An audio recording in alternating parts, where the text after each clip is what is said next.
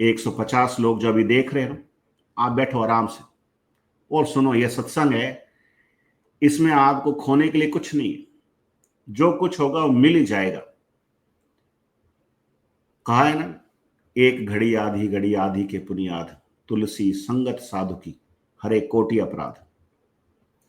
तो ये लेख मेरे हिसाब से 1997 से पहले का है, इसमें डेट तो नहीं है, लेकिन मुझे लगता है कि ये गुरुदेव की पुस्तक में भी शामिल है, इसलिए ये 1997 से पहले का लेख है।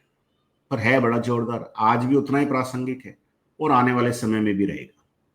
चलिए पढ़ते हैं, गुरुदेव का आदेश लेकर के उनके चरणों में बैठ के ये लेख पढ़ते हैं उन्हीं के लिए। संसार में धार्मिक ग्रंथों की संख्या अन्य ग्रंथों से अधिक है और उनका पठन पाठन भी सबसे अधिक होता है, परंतु फिर भी संपूर्ण विश्व में अशांति का एक छत्र साम्राज्य है। दूसरी तरफ शांति के लिए जितने प्रयास किए जाने चाहिए, भौतिक विज्ञान के आचार्य कर चुके तथा पूरी तरह से असफल भी हो चुके हैं। जिन विध्वंसक हथियारों के बनाने में वे असीम धन खर्च कर चुके हैं, प्रायः उतना ही धन अब उनको नष्ट करने में भी लगेगा।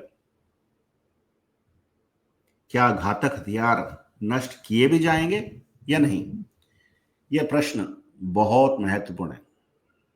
इनको नष्ट करने में जितना समय और धन लगने का हिसाब लगाया गया है, उससे तो यह ही तथ्य प्रकट होता है कि ये हथियार जिस कार्य के लिए बनाए गए हैं उसी में प्रयोग होंगे। घातक हथियारों द्वारा स्थापित भय मिश्रित शांति सर्वनाश का कारण ही सिद्ध होगी। धर्म के बारे में एक व्याख्या मुझे पूर्ण सत्य लगती है। वह है, धर्म का प्रमाण किसी ग्रंथ पर नहीं, मनुष्य की रचना की सत्यता पर निर्भर है। ग्रंथ तो मनुष्य की रचना के बहिर्गमन है, परिणाम है। मनुष्य ही इन ग्रंथों के प्रणेता हैं। इससे एक बात स्पष्ट होती है कि जब तक संसार में मनुष्य शरीर रूपी ग्रंथ को पढ़ने का दिव्य विज्ञान प्रकट नहीं होता, शांति पूर्ण रूप से असंभव है। हम देख रहे हैं, संसार में बौद्धिक प्रयासों द्वारा शांति स्थापित करने के सभी प्रयास असफल हो चुके हैं। वैज्ञानिकों ने जो हथियार मानव की सुरक्षा और शांति के लिए बनाए थे, उन्हीं से मानव अब अधिक भयभीत है। सभी उन्हें अतिशीघ्र नष्ट करने का प्रयास कर रहे हैं, परंतु विश्व में परिवर्तन का जो तूफान आरंभ हो गया है, क्या वह उन्हें ऐसा करने देगा?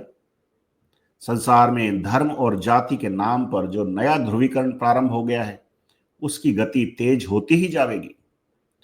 यह भी संभव है कि यह संकीर्ण ध्रुवीकरण ही विश्व के महाविनाश का मुख्य कारण बन जाए। संसार भर के सभी धर्म जब तक सर्व खर्विदम ब्रह्म के वैदिक सिद्धांत को पूर्ण सत्य मानकर उसके अनुसार आचरण प्रारंभ नहीं करेंगे, तब तक शांति केवल कल्पना का ही विषय रहेगी। सभी धर्मों के धर्माचार्यों की कथनी और करनी में भारी अंतर है। सभी मूलभूत सिद्धांतों को मानने का मात्र झूठा स्वांग रच रहे हैं। संसार में मोटे तौर से 3 बल, धन बल, जन बल और मन बल माने गए हैं। इस समय संसार पूर्ण रूप से पहले 2 बलों अर्थात शक्तियों का ही उपयोग कर रहा है। हम स्पष्ट देख रहे हैं, धनबल अपनी सुरक्षा के लिए जनबल का उपयोग ढाल या कवच के रूप में कर रहा है। इस प्रकार हम देख रहे हैं कि धन अर्थात माया का संसार पर एक छत्र साम्राज्य है। इस संबंध में मुझे मेरे एक मित्र की राजस्थानी भाषा की एक कविता की कुछ पंक्तियां याद आ गई। कविता का शीर्षक था लिच्छवी। हद हुक्म है कड़ी आ लिच्छवी, मिन खाने नाच नचावे है। कोई भूख मरे, कोई मौज करे, कोई नर माटी बन जावे है। आ लिच्छवी बड़ी बावली गैली, मिनक जीवता खावे है। आध्यात्मिक जगत के लोग धर्म के नाम पर केवल अतीत के गुणगान मात्र करके इतिश्री कर रहे हैं, जबकि हमारे दर्शन के अनुसार ईश्वर प्रत्यक्षानुभूति और साक्षात्कार का विषय है। मन बल, जो कि हमारे दर्शन के अनुसार सर्वोत्तम बल है, संसार से लोप प्राय हो चुका है। भारत मनबल के सहारे ही अनादिकाल से विश्व द्वारा पूजा जाता रहा है और पुनः उसी के सहारे ही अपने स्वर्ण युग में प्रवेश करेगा। महर्षि श्री अरविंद ने इस संबंध में कहा है, पश्चिम के लोग भौतिक जीवन को उसकी चरम सीमा तक पहुंचा चुके हैं। अब एक ऐसी चीज की जरूरत है जिसे देना उसके वश की बात नहीं है, क्योंकि यह कार्य आत्मा और अंतः चेतना की अभिवृद्धि द्वारा ही होगा। इसका प्रारंभ भारत ही करेगा। इसके साथ ही महर्षि ने भारत के भविष्य के बारे में स्पष्ट शब्दों में कहा है, भारत जीवन के सामने योग का आदर्श रखने के लिए उठ रहा है। वह योग के द्वारा ही सच्ची स्वाधीनता, एकता और महानता प्राप्त करेगा और योग के द्वारा ही उसका रक्षण करेगा। तो ये गुरुदेव का वो लेख है, उसका पहला हिस्सा है। बहुत पुरकशिश बातें ही इसमें हैं, मतलब इतनी दबाव भरी बातें हैं और इतनी सपाट बयानी जिसको कहते हैं, कोई लाग लपेट नहीं, कोई लोकाचार नहीं। गुरुदेव ने बोला तो फिर बहुत जोर से बोला, ऐसा होगा। तो अब एक बार उसको समझने की कोशिश करते हैं। हालांकि अब तक अपनी इतनी क्लासें अटेंड कर चुके हैं गुरु जी की कि अब तक तो अपने को सारी बातें समझ में आ जानी चाहिए, लेकिन नए लोग हैं, उनके बेनिफिट के लिए अपने देख लेते हैं कि कोई बात कोई नई कहलवाना चाहें गुरुदेव, क्योंकि हर लेख जितनी बार भी पढ़ेंगे उतनी बार कोई नई चीज अपने को समझ में आएगी। 152 लोग जो देख रहे हैं ना, आप सबके अंदर विराजमान गुरुदेव को बारंबार प्रणाम और बहुत बहुत जय गुरुदेव।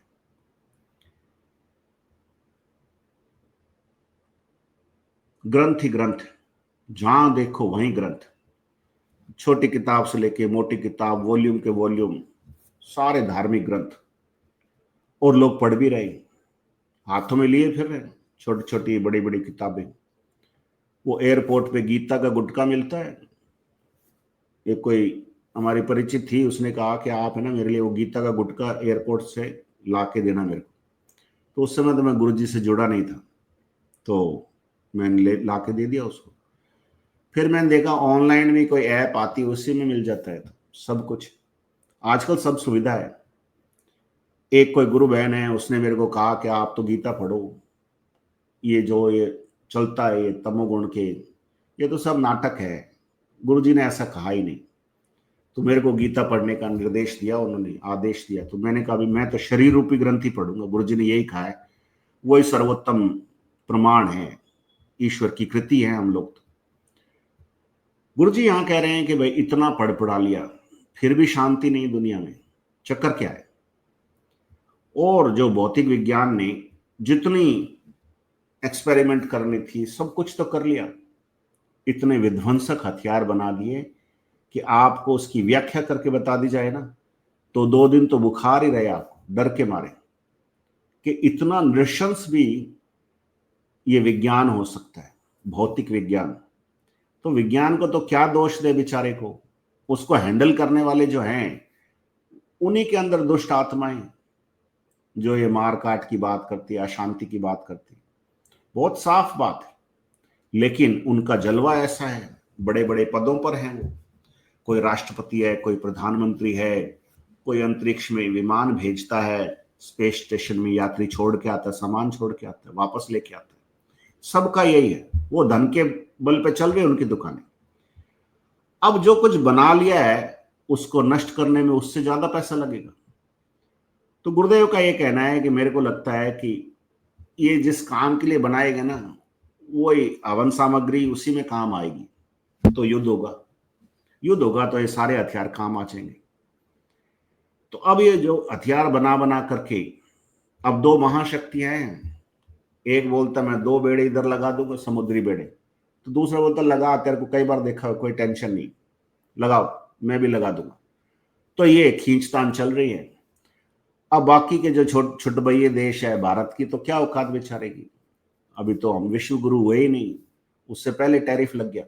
खैर, तो वो अब भय मिश्रित शांति है, सारों के एकदम घिग्गी सी बंधी हुई है कि कभी भी कहीं भी बम फूट सकता है। तो शांति आ क्यों नहीं रही? भगवान के नाम पे भी शांति नहीं आ रही, और भगवान का नाम तो सब ले रहे हैं, ढोंग कर रहे हैं भगवान का, आराधना करते हैं ना सारे लोग, लेकिन वो भगवान सुनता ही नहीं है। तो या तो वो भगवान है नहीं, और या हम गलत आराधना करें, गलत एड्रेस पे चिट्ठी भेज रहे हैं, वो बैरंग लौट आती, वो हमारे को वापस भी नहीं मिलती। वापस मिले तो हमको पता चल जाए कि चिट्ठी लौट आई, भगवान उधर है नहीं जहां भेजी थी। तो ये सब चीज हो रही है। तो हम तो भाई ये जो शरीर रूपी ग्रंथ लिए बैठे ना, ये सबसे प्रमाणित ग्रंथ है। इसको पढ़ना सीख लोगे तो चारों वेद पढ़ लिए ऐसा मान लेना। गीता भी शामिल होगी उसमें, और अष्टावक्र गीता भी शामिल होगी, सारे गीताएं शामिल हैं। अब वो पढ़ना कोई सिखाए, दिव्य विज्ञान वो प्रकट करे, तब तो वो विश्व में शांति। तो गुरुदेव ने बहुत स्ट्रेटेजिकली शांति और कुंडलिनी जागरण को जोड़ करके आपको बताने की कोशिश की। अब कईयों के तो सिर के ऊपर से गुजर जाती है, क्योंकि ना तो वो अशांत क्षेत्र में रहते हैं, ना उनको कुंडलिनी के बारे में पता है। लेकिन इतना जरूर पता है कि घर में जो दंगा फसाद होता है, राग द्वेष चलता रहता है, मारपीट होती रहती है, दारू पी के आ जाते हैं, मतलब बेटे बेटियों के तलाक हो जाते हैं, कोर्ट कचहरी के केस चलते हैं, ये तो पता है। तो यही आपके लिए अशांति है। अब इस अशांति से बचने के लिए आपके अंदर वो ग्रंथ पढ़ने का विज्ञान प्रकट नहीं हुए, तब तक ये शांति आएगी नहीं। और आपके अंदर शांति आ गई तो पूरी दुनिया में आ सकती है। कितनी सिंपल बात है। अब सबको समझ में आ जाएगी कि हाँ गुरुजी क्या सिखा रहे हैं।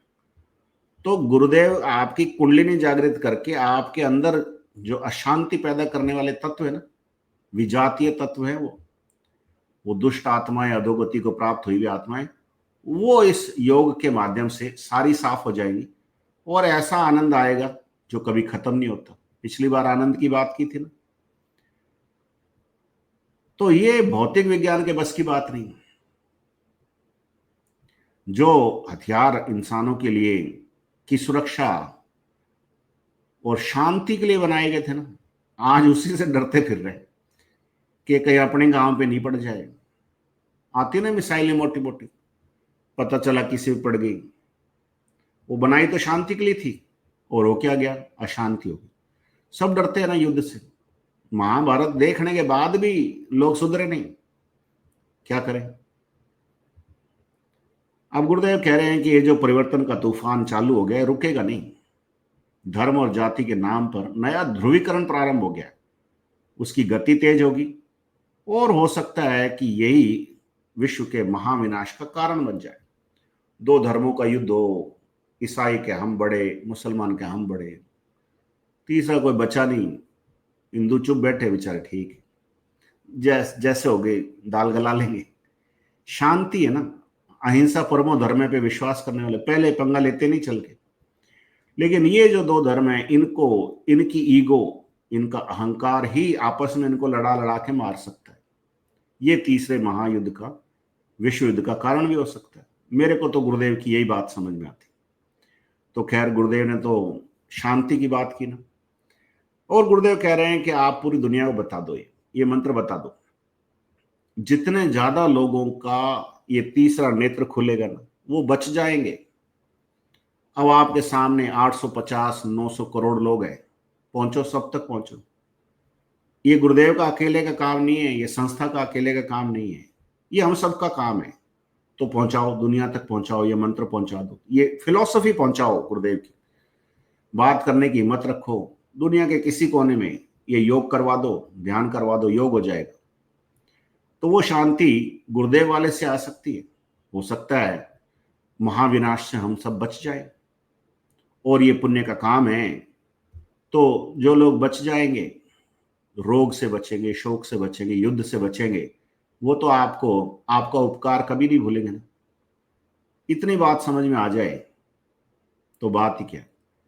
तो गुरुदेव ने और सिंपल करके समझा दिया कि जब तक सर्व खलविदम ब्रह्म के वैदिक सिद्धांत को पूर्ण सत्य मानकर उसके अनुसार आचरण प्रारंभ नहीं करेंगे, तब तक शांति कल्पना का विषय रहेगी, क्योंकि कथनी और करनी बड़ी अलग अलग है। धर्माचार्य कहते हैं ये सब मोह माया है, छोड़ो इसको, और पीछे से घड़ी खरीदेंगे ताबड़तोड़ वाली, एप्पल वॉच होनी चाहिए और गुच्ची का बैग होना चाहिए, फलाना होना चाहिए, सब आप जानते हो, टीवी पे देखते रहते हो। ये जो जितने भी बेचारे कथावाचक से हैं, ये अपने आप को धर्माचार्य समझते हैं, इनके है कुछ नहीं अड़ंगा इनके पास, लेकिन ठीक। तो वो करते तो कुछ और है और कहते कुछ और है।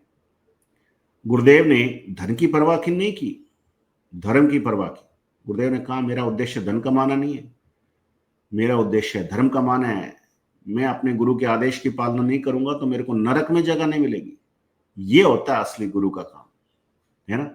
ये होता है असली धर्माचार्य, जिसकी कथनी और करनी में कोई अंतर नहीं हो।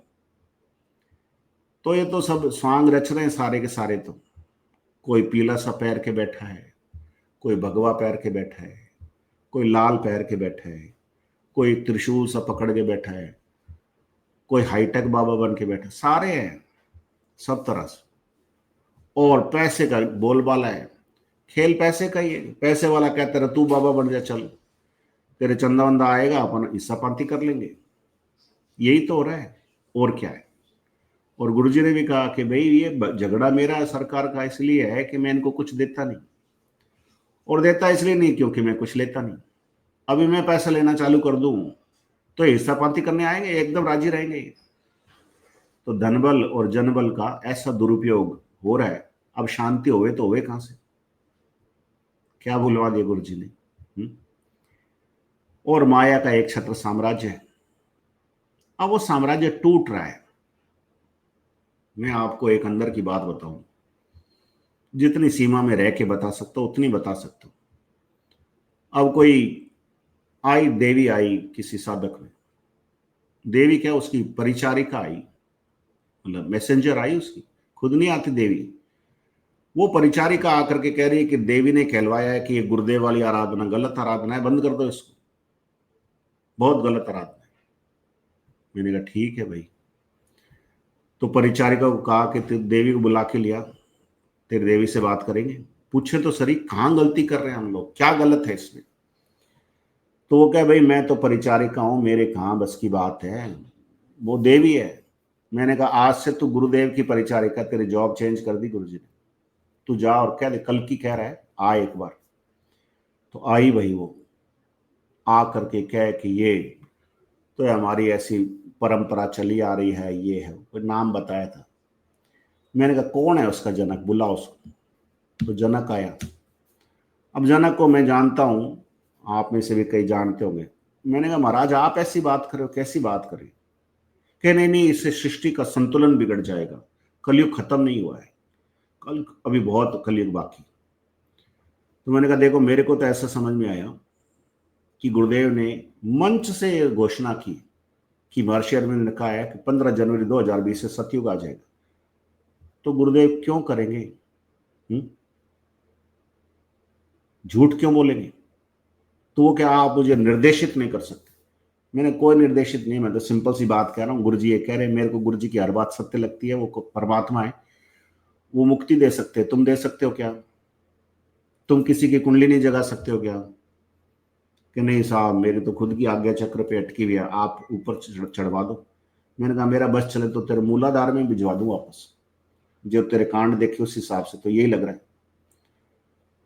तो वो जो पहले कह रहे थे निर्देशित मत करो, निर्देशित मत करो, बाद में हाथाजोड़ी पे आ गए। मैंने कहा महाराज अब पानी सर के ऊपर से गुजर गया, और युग कल्कि का है। वो क्या मेरे पास शिव की शक्तियां हैं। तो मैंने कहा बैठा शिव शिव से पूछ लो आप, कौन मना कर रहा है। और 2 दिन पहले शिव ने मेरे को क्या कहा था ध्यान में, ये गंगाईनाथ जी महाराज ने मेरे को बताई बात। तो क्या हाँ यही कहा था आपको। मैंने कहा होगी बात, अब आप पधारो, जो सजा है वो तो है ही है। तो ये युग बदल गया और बदलेगा ऐसे ही। तो ये जितने जीव वीव निकाल के आती काली पीली, सब ये सब इन्हीं के ही थे एजेंट बनाए हुए थे, ये माया के एजेंट है। कोई 9वें द्वार से ऊपर जाने को तैयार ही नहीं है। और गुरुदेव ने जिद पकड़ रखी है कि यहीं से काम चालू होगा मेरा। तो 9 द्वार गए चूल्हे में, मेरा काम यहां से चालू होगा, ये 9 द्वार दास हो जाएगी, चेरी हो जाएगी माया। तो वो कोई किसी गुरु में तंत होता है ना, तब वो करता है, ऐसे करता नहीं है। अब गुरुदेव में है ताकत, इसलिए वो खुल के बोल रहे हैं। तो मैंने उन महाराज को कहा कि भाई ये जो संतुलन बिगड़ने की बात करें सृष्टि के, आपने कोई ठेका ले रखा है क्या संतुलन बनाए रखने का? और कब तक बनाए रखोगे? ये सृष्टि है किसकी? जो सृष्टि की उत्पत्ति करने की जननी है, कुंडलिनी शक्ति है, जो उसका स्वामी है, उसकी है या आपकी है? तो चुप हो गए भाई, बेचारों के पास सब कुछ चारा तो है नहीं। अब होगा तो गुरुदेव वाला ही, अब इसको कोई रोक नहीं सकेगा, ये बात तो सच है। अब लक्ष्मी जो कर रही है वो भुगतेगी भी, ये बात तो सच है। क्योंकि भारतीय दर्शन जिसकी वजह से हम विश्व गुरु होंगे और ये दर्शन विश्व दर्शन होगा, उस भारतीय दर्शन का एक मूलभूत सिद्धांत रहा है कि ईश्वर की प्रत्यक्षानुभूति की जा सकती है और हम अपनी आत्मा का साक्षात्कार कर सकते हैं।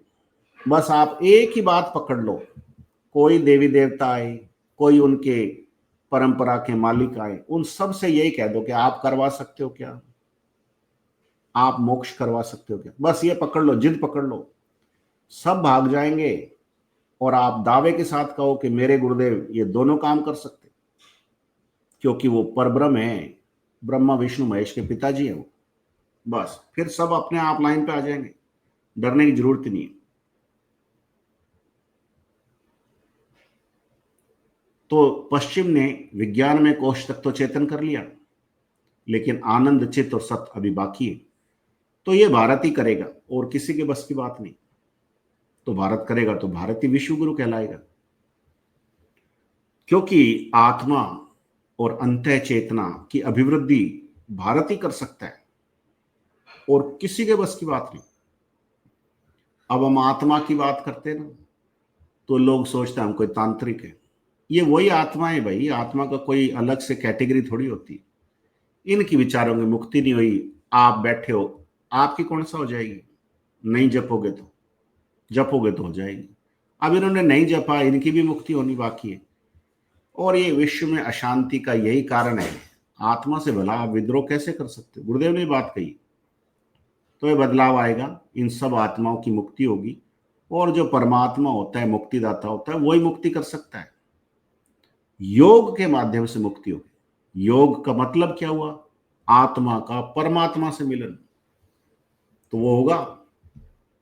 और आज योग होगा। रोग है तो योग होगा। ये रोग है, इसका मतलब कोई आत्मा है। बिना आत्मा के कोई रोग नहीं होता। ऐसी आत्मा जो आपकी अपनी नहीं है, अधोगति को प्राप्त हुई हुई आत्मा है, या आपके पितृ वित्र हैं जो भी हैं, कोई चिपटी हुई आत्मा है, सैकड़ों हैं, हजारों हैं, लाखों हैं लोगों के। तो कल भी एक गुरु बहन को ध्यान कराया, उसके अंदर भी कोई रुद्र काली करके कोई आई, तो उसको भी मैंने यही कह दिया, भाई मेरे तो गुरुजी कल की अवतार है, तेरे जचे तो बता। तो मान गई, फिर अपने भैरव को लेके आ गई। तो रुद्र काली के पास तो 40 लाख आत्माएं थी जिनकी मुक्ति की गुरुदेव ने, और भैरव के पास 27 लाख आत्माएं थी। 67 लाख 10 मिनट के अंदर अंदर मुक्ति पा गई। और यहाँ दुनिया यूं ही यज्ञों में पड़ी हुई है, कर्मकांडों में पड़ी हुई है, एक की मुक्ति नहीं हुई आज तक, और गुरुदेव बैठे बैठे मुक्ति कर रहे हैं। ये सब कुछ गुरु की लीला है। ये प्लेटफॉर्म भी गुरु का है, ये लैपटॉप भी गुरु का है, ये बंदा बोल रहा वो भी गुरु का है, ये पूरा जगत गुरु का है। आदि गुरु ने कहा था ना गुरु जी को कि जितना तू देख रहा है तेरा सारा जगत तेरे पट्टे है। तो अब गुरुदेव का ये सारा जगत, सृष्टि का बाप है वो, तो सृष्टि की मां को जगा सकता है, तो सब कुछ कर सकता है। अगर गुरुदेव कल की नहीं होते तो फिर ये संभव नहीं था। फिर अपन भी माथा फोड़ी नहीं करते, चुपचाप कोई ना कोई मठ में मंदिर में किसी के फॉलोअर हो जाते, एक भजन कीर्तन करते रहते, टलियां खड़काते रहते।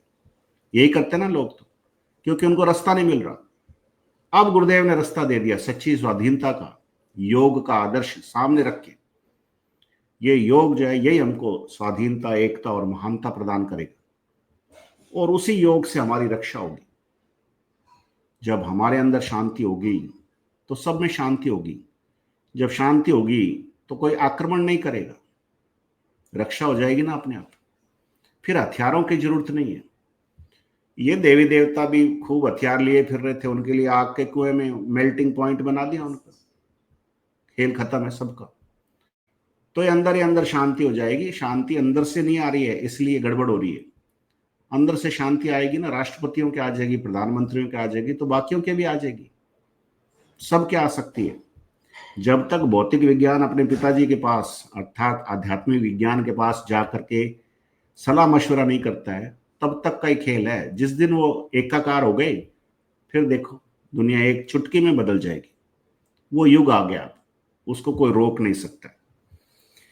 चलिए, तो क्या बुलवाया मैं तो नहीं जानता, बाद में देखूंगा, लेकिन जो बुलवाया वो गुरुदेव की लीला है, उनका प्रेम है, उनकी अनुकंपा है कि किसी न किसी तक कोई ना कोई मैसेज किसी न किसी के माध्यम से पहुंचाना है। चलिए, 155 176 लोग जो अभी देख रहे हैं, आप सबको बहुत बहुत धन्यवाद भी है। और मैं निश्चित तौर पे कह सकता हूं कि आप सारे नशे में हो अभी। राम के नाम का नशा आपको चढ़ गया। अब उसमें मेरा दोष नहीं है, ये सारा जो जिम्मेदारी है ना, ये भूत गुरु जी का चेपा हुआ मेरे, तो मेरे को बुलवा रहे, आपके चिपक जाएगा, आप भी बोलते रहना। अब अपन गुरुदेव की आवाज में वो मंत्र सुनेंगे जो संजीवनी मंत्र है, दीक्षा का मंत्र है और मुक्ति का मंत्र है। उसी मंत्र का मानसिक जाप हमें हर समय करते रहना है, खाते पीते, नहाते धोते, चलते फिरते, उठते बैठते, बस ये एक ही मंत्र जपो, इसी से पार पड़ जाएगी। नहीं तो दुनिया में आप अगली बार फिर आओगे। ये जन्म मरण के चक्कर से फ्री होना चाहते हो तो यही मंत्र जपो। समझे ना? तो अब मैं आपको मंत्र बता दूं, आप उसको खुला बता सकते हो जिसको चाहो। अब ये लाइव हो गया, पूरे आपके रिश्तेदारों को बताइए जो मैं अभी बता रहा हूं, इसमें आप कोई रोक नहीं है। हर जाति के लोगों को बताइए। वैसे में आपके कोई लोग है तो उनको लिख के भेज दीजिए। अभी दीक्षा के पेपर आपको बन जाएंगे। एक छोटा सा शब्द है, बीज मंत्र है। बीज मंत्र इसलिए कहा है इसको कि बरगद के पेड़ का बीज राई के दाने जितना 1 किलोमीटर फैलेगा, उस बीज में दिखता है। तो कह आधा लय में मिला हुआ, बड़ी की मात्रा और बिंदी, उसको बोलते क्लीन गाय। कई लोग क्लीन मैं बोलते, क्लीन मैं नहीं, क्लीन गाय। अंग अंग बोलो, आप अभी बोलो अंग तो यहाँ शोक लगेगा, अंग शोक लगा। तो उसको जपने के लिए हमारे संतों ने उसको जपाया, बताया clean creation, clean clean creation, clean clean creation, clean. एक दो कबीर ने कहा, कबीरा धारा अगम की सतगुरु दिए लिखा है और अगम की सतगुरु दिए लगा है। तो उसने ऊपर कृष्ण के बारे में कहा है, स्वामी उल्टता ही पड़ी सजा। धारा को उल्ट को तो राधा हो गया, उल्टता ही पड़ी सजा, स्वामी संग लगाए। तो उसने भी ये कहा कि राधा और कृष्ण का नाम ही जपो। तो अब आप जपो clean Krishna, clean clean Krishna, clean clean Krishna, clean. खिचड़ी भी लगेगी। अभी ये पर्चे बांट देते हैं आपको छोरे, पर्चा कोई देख ले, आप बात नहीं। आप सबको कह सकते हो कि जपो क्लीन कृष्ण, क्लीन क्लीन। आप जपो, आप खुद कह दो। आप जब बताओगे तो मुझसे जुड़ जाओगे ना, आप नहीं फिर मैं बोलूंगा। तो यही वो मंत्र है जो हमें हर समय मन ही मन जपते रहना है, बिना होड़ जी भिलाए।